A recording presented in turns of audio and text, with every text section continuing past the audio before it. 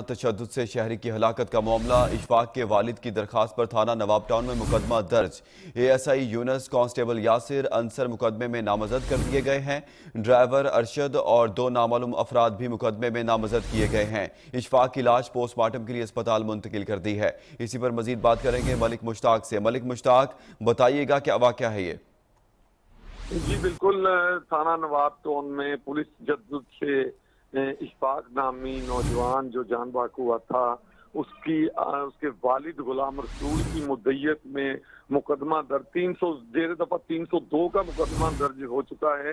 ये मुकदमा ASI Yunus, constable यासर Ansar और ड्राइवर अरशद और 2 नामालूम अफराद पर यह एफआईआर दर्ज हुई है और वाकया में मुलव्वस अहलकारों के खिलाफ मुकम्मल कार्रवाई जो है वो शुरू कर दी गई है। आपको बता चलूं कि इशफाक की लाश को पोस्टमार्टम के लिए अस्पताल मुंतकिल कर दिया गया है, लेकिन दूसरी जानिब चूंकि जी बहुत शुक्रिया मलिक मुश्ताक, आप हमें अपडेट कर रहे थे। पुलिस के मुबैना तशद्दुद से शहरी की हलाकत का मामला। इशफाक के वालिद की दरखास्त पर थाना नवाब टाउन में मुकदमा